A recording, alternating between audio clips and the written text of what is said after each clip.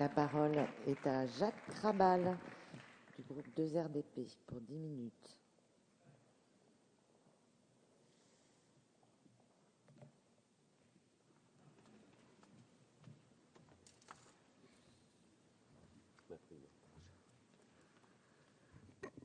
Madame la Présidente, Monsieur le Ministre, Madame le rapporteur de la Commission, Monsieur le Président de la Commission, mes chers collègues, la Charte de l'environnement adoptée en 2004 constitue une étape essentielle pour une meilleure prise en compte de l'environnement dans les décisions publiques qui peuvent l'affecter.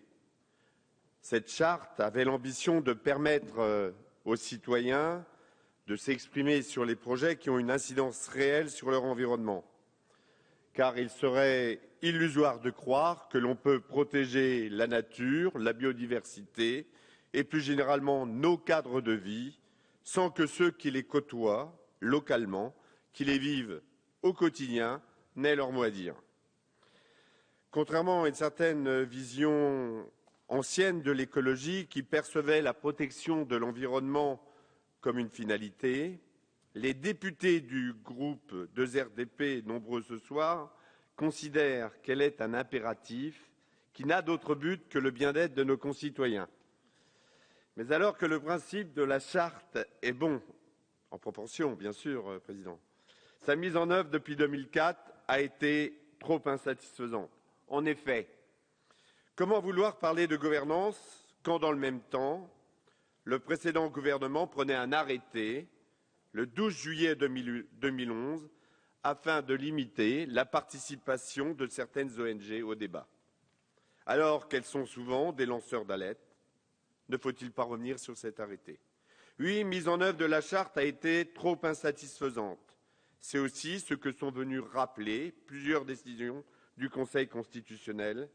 Et si une censure partielle de l'article L120.1 du Code de l'environnement est attendue, c'est bien que les droits à valeur constitutionnelle de nos concitoyens n'ont pas été respectés depuis maintenant 7 ans. Il est donc temps que la mise en œuvre de ce principe annoncé dans la Charte de l'environnement devienne effective. Et c'est seulement au regard de cet impératif que ce projet doit être apprécié. Certes, les députés du groupe 2RDP n'ignorent pas les contraintes qui pèsent sur le projet de loi. La censure probable de l'article L121 du Code de l'environnement nécessite de légiférer rapidement. Il est absolument indispensable que ce texte puisse lever les doutes qui pèsent sur le principe de participation, aussi bien auprès de nos concitoyens que des organismes qui ont souhaité les mettre en œuvre. Il aura donc fallu 7 ans, un changement de majorité et la menace d'une censure du Conseil constitutionnel pour modifier un texte aux défauts flagrants. Autoriser le gouvernement à prendre par ordonnance des dispositions relevant du domaine de la loi le prouve bien. Ce texte répond en réalité à une certaine urgence et donc, malgré cet aspect, les parlementaires ont conduit un travail remarquable. Souvent on dit que quand ça se passe dans l'urgence, le travail n'est pas de qualité. Mais là, il l'a été. Et je veux saluer, pour introduire diverses modalités qui donnent de la substance à ce projet de loi. Au Sénat, tout d'abord, puis en commission du développement durable de l'Assemblée nationale, sous votre présidence, et puis sous la responsabilité de la présidente de la commission, plusieurs des amendements ont été proposés et acceptés. D'ailleurs, il en était le cas également pour le gouvernement.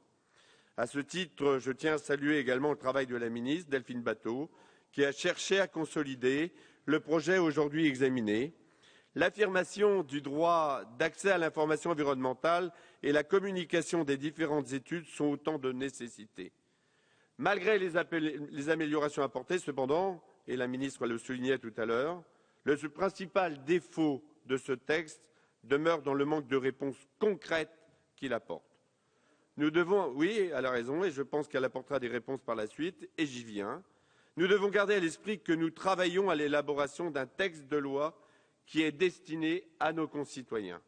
Et ce que veulent savoir nos concitoyens, c'est comment leurs avis seront pris en compte dans des dossiers d'actualité et importants, comme par exemple la création de nouveaux couloirs aériens, la gestion des ondes de téléphonie mobile, la culture des EGM ou encore l'exploration du gaz de schiste. Ce que veulent savoir nos concitoyens, c'est quelle sera la portée et l'incidence de leur avis qui est aujourd'hui, il faut le reconnaître, mes chers collègues, peu respecté par l'État. Il en va souvent de même dans des consultations, des enquêtes publiques. Et je pourrais vous citer des exemples. Sur mon territoire, encore hier, à l'Épine-aux-Bois et dans bien d'autres communes encore. Et quand je parle de ça, à Château-Thierry, dans le sud de l'Aisne, nous avons des exemples. Je vous parlais tout à l'heure des demandes de permis de gaz et huile de schiste, les couloirs aériens, les citoyens, les élus et les associations de Château-Thierry, du Soissonnais ont été méprisés, bafoués, pas la moindre information. Ce que veulent savoir nos concitoyens, est-il vraiment utile de s'investir, investir du temps dans ces consultations publiques? Ce que veulent savoir nos concitoyens, c'est aussi comprendre. Il faut les mettre au même niveau que les parlementaires ou que les experts et mettre à leur disposition des informations claires et qu'ils puissent bénéficier de soutien d'experts, bien évidemment indépendants, et aussi qu'ils les choisissent. Tant que l'on n'aura pas répondu à ces questions, à leurs questions, on ne pourra pas s'étonner qu'ils se sentent bien trop souvent écartés de la chose publique et de ces discussions. Il est donc nécessaire que notre système de concertation soit plus simple, plus lisible et plus transparent. Malheureusement, mes chers collègues, ce projet de loi n'apporte qu'une réponse très partielle à toutes ces questions. Nous avons bien perçu les objectifs de cette loi et de son urgence. Mais si elle est nécessaire et si nous la soutenons, elle ne peut se suffire en tant que telle. Parce qu'aujourd'hui, l'enjeu de la participation du public va au-delà du domaine environnemental. C'est un enjeu de survie pour notre démocratie. Nombreux sont nos habitants à rejeter la politique, ça a été rappelé tout à l'heure. Nombreux sont nos habitants à avoir le sentiment de ne pas être entendus, que cela ne sert à rien, que tout est déjà décidé à l'avance. Vous connaissez aussi bien que moi ces litanies. Alors il est grand temps de revoir tous les outils disponibles dans le domaine de la consultation des publics, simplifier les procédures, simplifier les accès, tout en rappelant les règles du jeu et les responsabilités de chacun. Responsabilité des institutions d'une part, mais aussi responsabilité des citoyens d'autre part. Réfléchissons à ce projet s'appuyant sur une volonté de transparence.